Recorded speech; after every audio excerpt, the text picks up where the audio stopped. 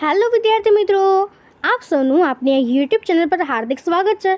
તો આજે હું તમારા માટે લઈને આવી ગઈ છું ધોરણ 6 વિષય સામાજિક વિજ્ઞાન ત્રિમાસિક કસોટી ઓગસ્ટ 2025નું સંપૂર્ણ સોલ્યુશન કે જે તમારી સામાજિક વિજ્ઞાનની પરીક્ષા માટે ખૂબ ઉપયોગી થશે। તે પહેલાં તમે જો આપની ચેનલને લાઇક શેર અને સબસ્ક્રાઈબ ન કરી હોય તો જરૂરથી કરી દેજો। તો ચાલો આપણે ત્રિમાસિક કસોટીની શરૂઆત કરીએ। તો આપણી આ કસોટીનો પહેલો પ્રશ્ન છે, નીચે આપેલા વિકલ્પોમાંથી સાચો વિકલ્પ A, B, C, D પસંદ કરીને જવાબ લખો।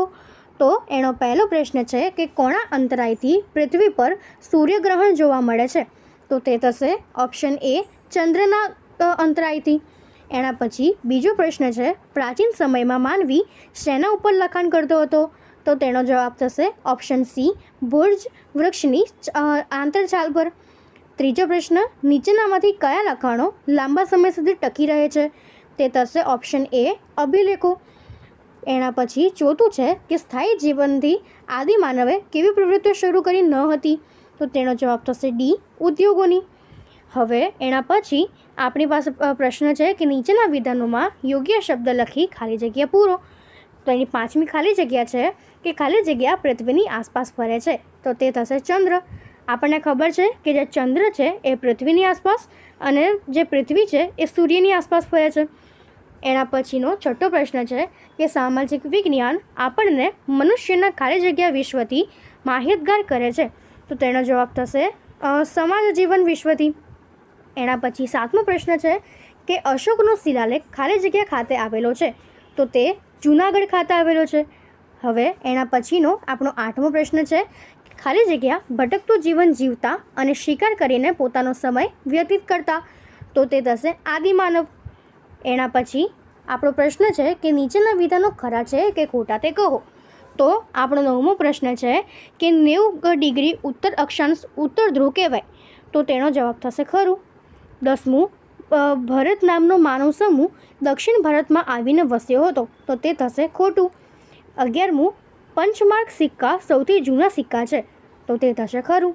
અને 12મું, ભટકતા જીવન જીવતા આદિમાનવોને શિકારી કહેવામાં આવતો હતો? તો તે થશે ખરું।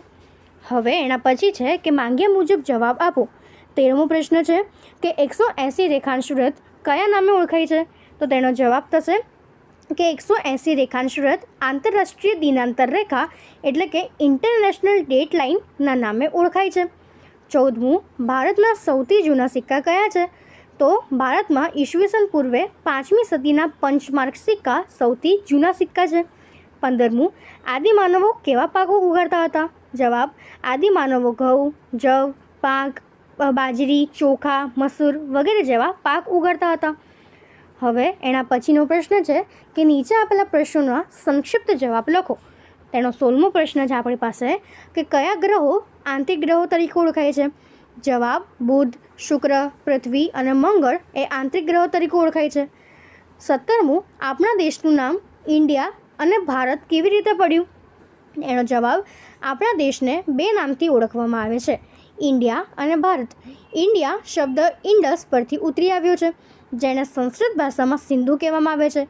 ઈરાનીઓ સિંધુ નદીને હિન્ડસ અને ગ્રીસના લોકો ઇન્ડસ કહેતા હતા। તેઓ સિંધુ નદીના પૂર્વ કિનારાને ઇન્ડિયાના નામથી ઓળખતા। આથી લાંબા સમયે આપણો દેશ ઇન્ડિયાના નામથી ઓળખાયો।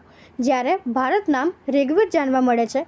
ભારત નામનો માનવ સમૂહ ઉત્તર પશ્ચિમ ભારતમાં આવીને વસેલો હતો। તેમના નામ પરથી આપણો દેશ એ ભારત તરીકે ઓળખાય છે। હવે એના પછીનો 18મો પ્રશ્ન છે કે એક પુરાતન સ્થળ તરીકે મહેરગઢનો પરિચય આપો। તો આપણે લખી શકીએ કે મહેરગઢ પ્રાચીન ભારતનું સૌથી પુરાતન ગામ છે। તે હાલમાં પાકિસ્તાનમાં આવેલું છે। અહીંથી લોકોએ ઘઉં અને જવની ખેતીની શરૂઆત કરી હતી। અહીંના લોકો ઘેટા બકરા પાળતા, ખેતી કરતા, અનાજનો સંગ્રહ કરતા। અહીંથી પ્રાણીઓના હાડકાં પણ મળી આવ્યા છે। મહેરગઢના લોકો લંબચોરસ ઘરોમાં રહેતા હતા। એ ઘરોમાંથી અનાજ સંગ્રહ કરવાના નાના કોઠારો પણ મળી આવ્યા છે। મહેરગઢના લોકો શબને માન સન્માનથી દફનાવતા। એક સ્થળે મનુષ્યના શબની સાથે બકરીને પણ દફનાવી હોવાનો પુરાવો મળ્યો છે। આ બાબત તેમના મૃત્યુ પછીના જીવનની કલ્પના કે માન્યતા દર્શાવે છે। હવે એના પછીનો પ્રશ્ન છે કે નીચે આપેલા પ્રશ્નોના મુદ્દાસર ઉત્તર આપો. તો એનો 19મો પ્રશ્ન છે આપણી પાસે કે મંગળ ગ્રહ વિશે ટૂંકમાં માહિતી આપો. તો તેનો જવાબ તે પૃથ્વી અને ગુરુ વચ્ચે આવેલો ગ્રહ છે. તે લાલ રંગનો સુંદર ચમકતો ગ્રહ છે. આ ગ્રહ પરનું વાતાવરણ ખૂબ પાતળું છે. મંગળ ઉપર ઋતુ પ્રમાણે પૃથ્વી કરતાં વધુ ઠંડુ અને ગરમી પડે છે. મંગળને 2 ઉપગ્રહ છે. વૈજ્ઞાનિકો મંગળના ગ્રહ પર જીવસૃષ્ટિ વિકસાવવાના પ્રયત્ન કરી રહ્યા છે.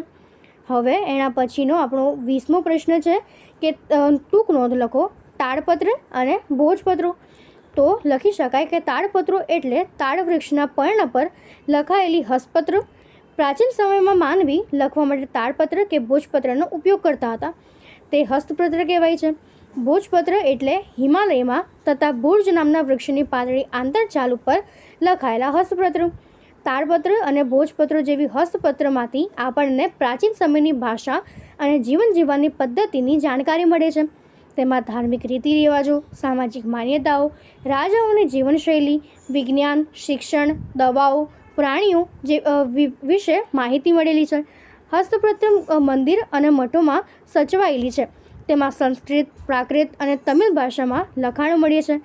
કવિતા, નાટક, વાર્તાઓ અને મહાકાવ્યો પણ તાડપત્રો અને ભોજપત્રો પર લખાયેલા મળી આવ્યા છે.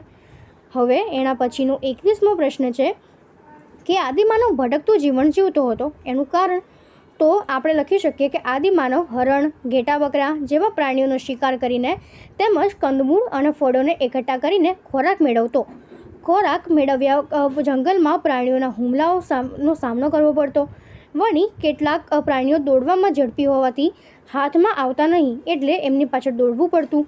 હરણ, ઘેટા બકરા જેવા પ્રાણીઓ સરળતાથી મરી શકતા હોવાથી તેમને શોધવા આદિમાનવ ભટકતા રહેતા. આ ઉપરાંત પાણીની જરૂરિયાત માટે પણ પાણી મળી રહે એવી જગ્યાઓ શોધવાની હતી. આમ ખોરાક, પાણી અને રહેઠાણની શોધમાં આદિમાનવ એ ભટકતું જીવન જીવતો હતો. એના પછી છે 22મો પ્રશ્ન કે નીચેના પ્રશ્નોના મુદ્દાસર ઉત્તર લખો. ટૂંક નોંધ લખો સૂર્યગ્રહણ. તો અહીં આપણને સૂર્યગ્રહણની એક આકૃતિ આપી છે. આપણે લખી શકીએ કે ચંદ્ર પૃથ્વીનો ઉપગ્રહ છે. તે પૃથ્વીની આસપાસ ફરે છે. વળી તે પૃથ્વીની ખૂબ નજીક છે. ક્યારેક તે ફરતી વખતે સૂર્ય અને પૃથ્વીની વચ્ચે આવી જાય છે. તે સમયે ચંદ્રના અવરોધથી સૂર્ય દેખાતો બંધ થાય છે. આ ઘટનાને આપણે સૂર્યગ્રહણ કહીએ છીએ. ચંદ્ર સૂર્ય કરતાં પણ નાનો હોવાથી તે સૂર્યને સંપૂર્ણપણે ઢાંકતો નથી. પરિણામે આખી દુનિયામાં સૂર્યગ્રહણ એક સાથે જોઈ શકાતું નથી. હવે એના પછીનો આપણો 23મો પ્રશ્ન છે કે ટૂંક નોંધ લખો અભિલેખો. તો લખી શકાય કે શિલાઓ અને પથ્થરો પર કોતરેલા કે લખેલા લેખ એ અભિલેખ કહેવાય છે. આપણે અભિલેખોમાંથી ઇતિહાસ જાણી શકીએ છીએ. કેટલાક અભિલેખો ધાતુ પર પણ મળી આવ્યા છે. પ્રાચીન સમયમાં રાજાઓ પોતાના આદેશો શિલાઓ પર કોતરીને પ્રજા સાથે સંવાદ કરતા હતા. પ્રાચીન ભારતના અનેક રાજાઓ અને રાણીઓ તેમના રાજ્ય, વિજય, ધર્મ અને સંસ્કૃતિની માહિતી એ અભિલેખો પર કોતરાવતા હતા. આવા શિલાલેખો અને અભિલેખો પર લખાયેલા લખાણો લાંબા સમય સુધી ટકી રહે છે. સમ્રાટ અશોકના શિલાલેખો ખૂબ જ જાણીતા છે. તો આપણે આ રીતે અભિલેખો પર ટૂંક નોંધ લખી શકીએ છીએ. તો અહીં આપણી આ સામાજિક વિજ્ઞાનની જે ત્રિમાસિક કસોટી છે પૂર્ણ થાય છે. જો તમને આમાં કોઈ ડાઉટ હોય તો કોમેન્ટ સેક્શનમાં જરૂરથી જણાવજો. અને મેં ડિસ્ક્રિપ્શન બોક્સમાં સામાજિક વિજ્ઞાનની સાથે બીજી તમામ જે વિષયો છે એની લિંક મૂકી છે. તમે તે ત્રિમાસિક કસોટીના વિડીયો જરૂરથી જોઈ લેજો અને તમારા મિત્રો સાથે તેને શેર કરી દેજો. અને આપની ચેનલને લાઇક અને સબસ્ક્રાઈબ જરૂરથી કરી દેજો. Thank you.